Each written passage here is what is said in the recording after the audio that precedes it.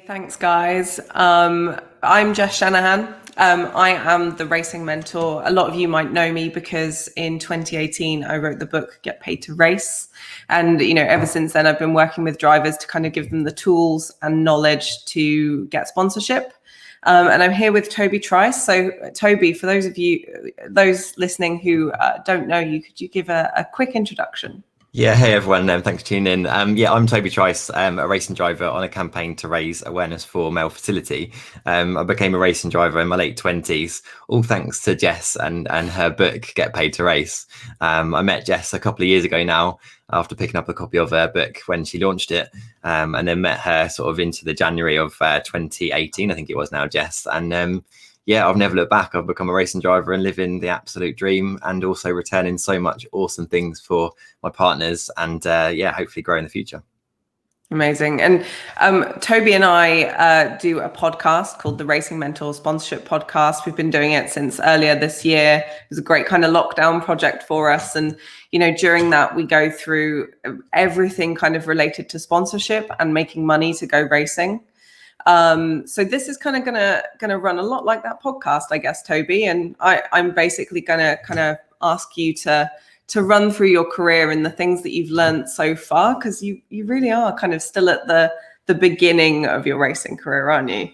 Yeah, I mean, it's been a whirlwind. I've done one season in the Genetta Racing Drivers Club back in 2019, after following all your support and advice and education, and it's just been an absolute whirlwind since. But I started karting probably 4 years ago now.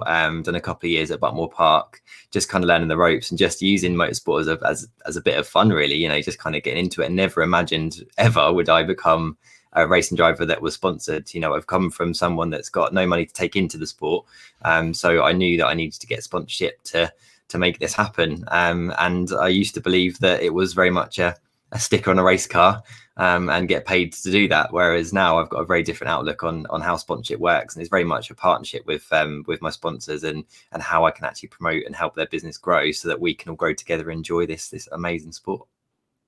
Yeah, and I think one thing that you've really developed over kind of the last year or so is your niche. And I think this is something that a lot of drivers miss out on because they're doing the same things as everyone else. They don't have this niche that's outside of motorsport. So when they do pitch to sponsors, they don't stand out. They just look like everyone else. So can you kind of talk people through like how you came to develop your niche and how that's working for you? Yeah, for sure. I mean, I started racing at Buckmore Park as an escape to my fertility journey. I've got a very interesting personal story of going through fertility treatment, found it very, very tough, but used motorsport as a positive escape for me to kind of embrace that and enjoy something different, take my mind off it. And I decided to take that into motorsport with a really unique story that I wanted to inspire others that are potentially going through fertility treatment, but also as an opportunity to raise awareness to the entire world, with regards to, as a racing driver, how I can influence people to live their lives, even if they're struggling with their own issues. It might not necessarily be fertility. So I've kind of developed, I suppose, that niche myself with regards to your help, Jess. And I can't believe just how much things are snowballing now. And I'm in the media a lot. As much as being a racing driver is great for winning and getting championships and all that kind of stuff, sponsors don't really care about that. You need to be able to give a return to sponsors, and I've got some fantastic partners now that are on part of this journey with me, and I'm doing some great things to help those guys out. And people are really starting to kind of take notice of this. Like, people are hearing about you because of this awareness that you're raising for male fertility issues. But that's obviously bringing awareness to your racing as well and to those partners. And I know that, earlier this year, you really kind of made a point to really focus on your branding and get like this really kind of high end look. What was like the thought process behind all of that? Yeah, I mean, COVID kind of forced this to happen. At the beginning of the year, you and I obviously was talking about where we was going to go and how we was going to make this work for 2020. And unfortunately, the COVID situation, kind of put a block on that. But I wanted to make something that was perhaps negative in the world into something really positive for my business and for my partners. And it was a good opportunity for us to take a step away from motorsport as a competitor this year, because I knew I couldn't have guests at the track, and it was going to cause some issues with regards to having people with us. And that's partly where I enjoy that part. So I really decided to focus really hard on my branding, so that I could approach 2021 with a really fresh new look, look really slick and professional, and that we've got this really unique opportunity now for new and current partners of what we can really offer to them. And a huge thank you to Purple Tash, Momentum Social, and Nine Line, because they've allowed me to really establish my brand. And yeah, I think it's definitely turning heads. People are starting to take note, and it's really cool. We've done exactly what we've planned to do. That's great. And I feel like a strong brand is so important, and it goes really alongside having this niche and standing out. And I actually think there are a lot of drivers out there who aren't doing this. And I feel like so many people, they see what others are doing and they kind of copy it. So a lot of drivers come across the same. And, you know, I'm curious kind of what you were thinking when you kind of went into developing your brand to make it really strong and high end, and how you were thinking about how that related to, you know, looking for sponsors in the future. Yeah, I mean, you know, I've got a very hard work ethic, and I quite like minimal, clean, very slick looking things. And I want to attract companies of a similar kind of image, so that we're kind of collaborate together with the same personal message that we want to put out to the world. And I think if I can align my brand with my ideal partners for the future, then we're only developing and building a better relationship for that future itself, Jess. And, you know, it's so thankful to you, because I've managed to really understand just how I can develop this into something. And fortunately for me, because I've spent that time working on my brand and my niche and actually really putting that message quite clear out to the world, I remember you saying to me quite some time ago that eventually sponsors will come to you because they'll understand what you want, how you can help them. And literally within the first, couple of weeks, I got some good messages, and those relationships have built across now to partnerships that are going to be happening in 2021. So I'm so excited because, I'm now attracting the kind of, I guess, success that I deserve that I've put in. But at the same time, I now know that I can help those companies because we completely align, which is fantastic. Yeah, that's amazing. And as much as I love talking about, the pitch process and the hustle and the hard work that goes into securing sponsorship as a driver, I think that everyone should aim to build something so appealing that businesses start to come to you. I think that's the perfect way to do things, because you can work on what is essentially the fun stuff, like social media, video content, your newsletter, stuff like that. And people, they stand up and they pay attention to you then. And just by kind of showcasing what you're doing with current partners, it's really appealing to those businesses who are then getting in touch with you. Yeah, it's so exciting, and I know I can help them companies, right? So yeah, it's so exciting. I'm looking forward to the future and many years yet left of racing, let's hope. Absolutely. So one thing that I always get asked a lot on the Racing Mentor Facebook community and over on Instagram and other channels is, how do you find the right sponsors to approach? So, people approaching you aside, that's obviously the dream. But when you're going out and thinking, right, I need to go and secure some sponsorship, how do you identify the right companies? Yeah, it's a really good question, Jess, actually. I think, many drivers do actually just look at, okay, who's spending money in motorsport? How can I get their money, et cetera, et cetera. And they look at big companies and, just almost, just cast the net across and just hope that people are going to eventually come to them. But the way I kind of search and look for sponsors is that I do a lot of research with regards to the kind of companies I want to work with, the ones that I know I can help, and I research their goals and make sure that I really understand that business. There's a long process in terms of when I'm sort of researching sponsors and how I find them. And there are companies that I've seen before that I think could be a great sponsor, and I've delved into them a little bit more and actually realized that perhaps they wouldn't be a good partnership with myself based on my niche and my brand. So I really focus the time on research so that I understand that business, I understand where they want to go, and I understand that I'm involved with their niche. And the conversation is much easier then to talk about a partnership and actually how you can help them, rather than just going, hey, can you sponsor me because I'm a racing driver? And that's exactly what it comes down to, isn't it? It's about offering that value to these businesses. So it's not just a sponsorship. They're not supporting you just because you're doing great things. They want to know that they're going to get something out of a partnership at the end of it. It's going to affect their bottom line or, increase brand awareness in some way. So let's talk about researching sponsors and how you find out what their goals are, because I feel like once you know what a business is trying to do, it's so much easier to tell them how you're going to provide value to them. So what's your kind of process of doing that research, Toby? Yeah, so I look across, Google's amazing, for sure. There's so much you can find on Google. You can look on, news reports and social media posts and things like that. LinkedIn's fantastic now these days because a lot of companies are really promoting themselves through there, and obviously the people that work for those companies and the decision makers are also quite sort of self-promoting. So quite quickly you can find out and establish what particular goals are with that business. And then I just jot it all down and just sort of, create a spreadsheet and just jot it all down and understand that information. And then I start reaching out if I feel that that's quite a good potential partner for me, that I know that I can help that particular company. I then just say, hey, how are you? And just kind of introduce myself, get talking without the agenda of actual sponsorship, more just to understand and be really interested in what that company's doing. And then the conversation just goes from there, really, Jess. I mean, it's quite an organic thing, I think. Yeah, and I think this is actually a step that so many people miss out. They find someone that they want to pitch to, and even if they have a great offer and can provide a lot of value, they just jump straight in with hey, this is what I offer. Do you want to sponsor me, more or less? Whereas I think that, this relationship building stage of just having that conversation first before you ever pitch, not only does it give you the chance to find out more about that sponsor, so when you do pitch, you have more information, but they're also going to be more willing to listen to what you have to say. So, what is kind of your process of getting in touch with people and chatting? I know you're very kind of communicative. You love talking to people, but what's kind of the thought process behind that? How do you kind of sit down and go, right, I'm going to open up a conversation with this person and see where it goes? Yeah, I mean, obviously you've done your research and you understand that business to a point, and you know that they're kind of aligned with you. So whenever I'm then approaching a company to open a discussion, I go with genuine interest. I'm really, really interested in that company because I've invested some of my time researching them, understanding them.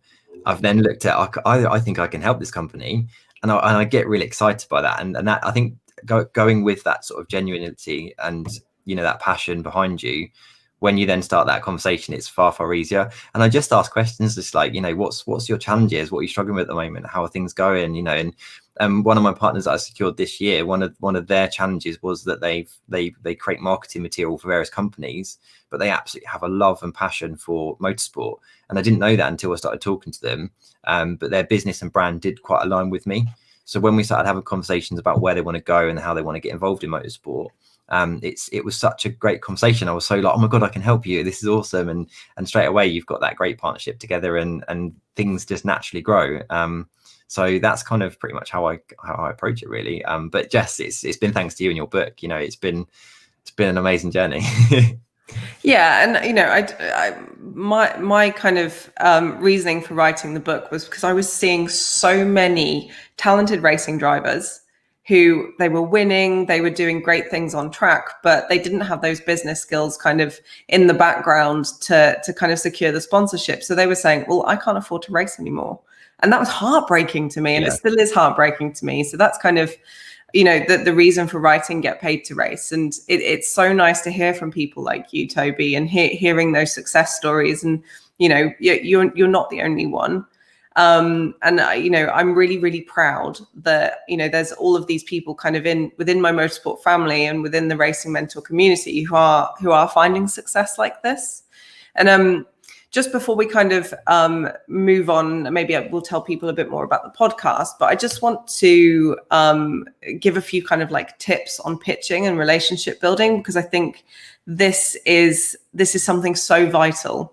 And I think we actually talked about this on the podcast recently, is that one of the great ways to kind of get in touch with people is on LinkedIn. And it's such an underused tool. Like, we've both had great success with sponsorship on LinkedIn.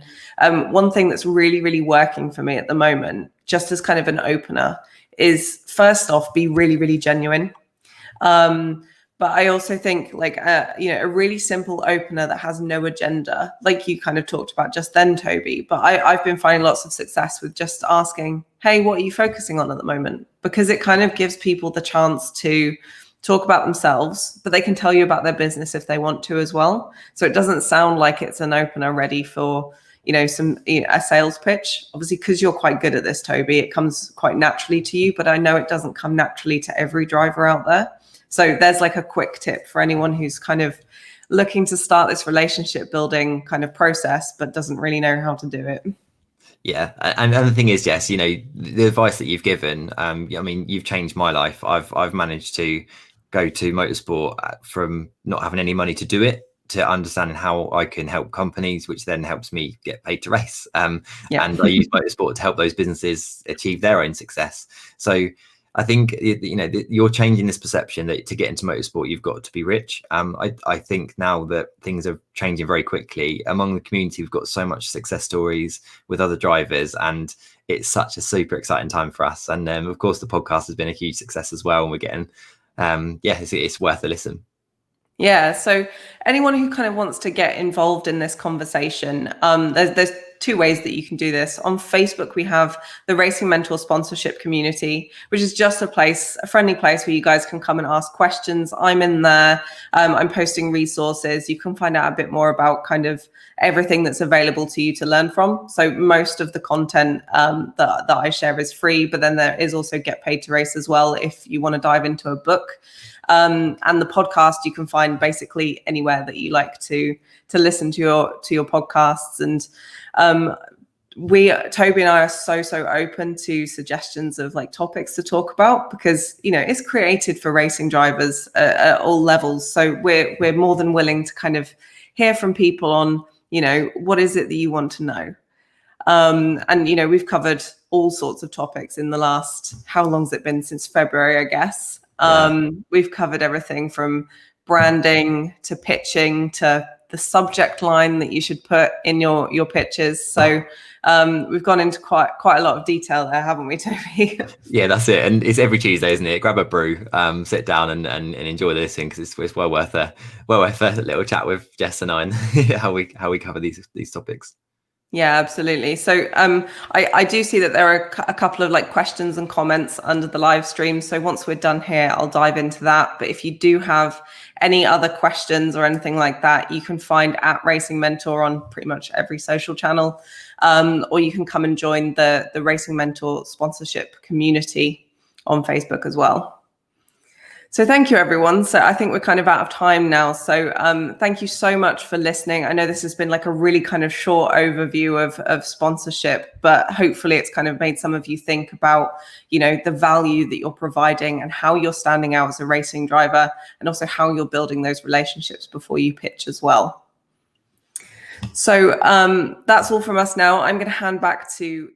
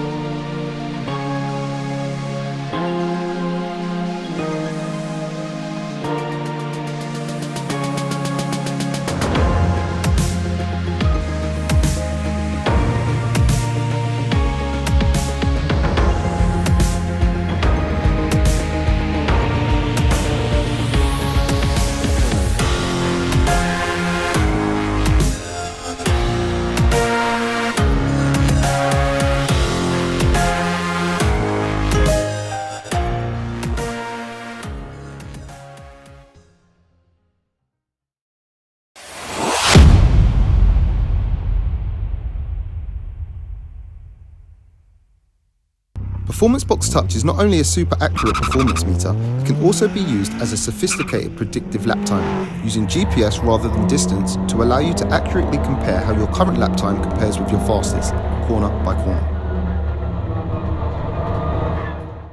Quick and easy to install, it automatically identifies the circuit you are driving on and loads the relevant track maps from our extensive database. Using a performance box for the first time, VW Classic Championship racer Dan Rose talks us through how he benefited from the system's bright delta speed LEDs on track. Yeah, a few times you'd go in and basically it would come up green, so you thought, yeah, and then mid-bend it was really sort of pushing on a bit, and you'd come out and you was red, so you had to get the balance right of going in and getting the green going in and the green coming out, so you knew that was the best way through there. Using a lap timer mode, Dan was able to monitor how modifications to his car affected his performance on track. Like changing the roll bars, we could see that we're a couple of seconds slower straight away and that certain areas it's not working. And then when you flick back, it's working and it shows up on the times and also in your sectors. So the predictive lap times really work. Given a quick lesson on the Circuit Tools data analysis software to pinpoint exactly where time is being lost and then going through his data from the day, Dan said, Looking back at the data now, we're a bit further on in the day. We can see that certain lines worked, certain lines didn't. Carrying a bit more speed into the first bend seems to have given us a bit more pace. And also we can look at different sectors where in a couple of laps I was quicker, but actually putting all those sectors together so that they work, which we've looked at, and then we'll go back out and have another go. But so far we've gained 2 or 3 seconds throughout the day, which has really worked well with us. So when we come back racing we should be up there. Hi, Chris Dawes here. I've stepped away from the commentary box for a change and I'm in front of the camera because this time I'm talking about my business, Open Doors Training. Founded by myself as a project of passion because I felt so lucky that I get paid to do the things I do now. Commentating, hosting awards, voiceover artist, TV, radio, podcasts, live shows, you name it, all of those things are an absolute privilege. Especially when I came from someone who was paralysed by fear when I had to present at university and when I first went into business after graduating. But thankfully, I got accused of making IT entertaining when I was in my sales and marketing role. I know, not that easy, but I'm proud of that one. And that's what really was the trigger, enabled me to carry on with all the different things I do now. I want to now help others open doors that they may not yet know exist. And you never will know exist unless you put yourself in a position where you can be heard. Whether that's in business, in public sector, in sport, all of it is the same. If you're silent, no one will know you exist and how good you are at things. You've got to put yourself in a position where you open those doors, at least so that you can knock on the doors and they know you are there. So that is what we do here at Open Doors Training. It's not about creating blueprints of presenters or media darlings or whatever it may be. It's about unlocking you. Instead of being a contained version of you, we want to get 110% of you. You probably exaggerate it by 10%. I'm sure I'm not like this when I'm at home on the sofa. The wife would kill me. But it is about still being you. And that is what we work on within all of our training. So come on over, opendoorstraining.co.uk. Let's have a conversation to see how we may be able to assist you going into hopefully a better year in 2021.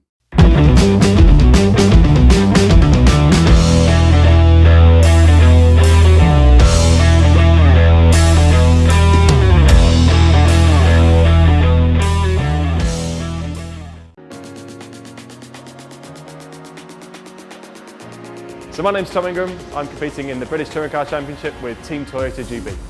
So the BTCC is one of the toughest championships around. There's so many quick drivers. So to get the edge, you've got to be looking for any little millisecond of improvement. So whether that be from training hard at the gym or having the best kit around, you've got to find the edge any way possible.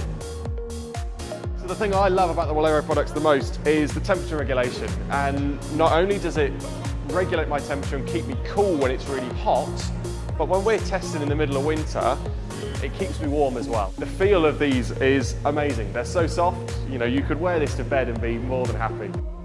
So the lower under has really helped my performance and reduce the effects of the heat on my body and the heat fatigue that I'm finding.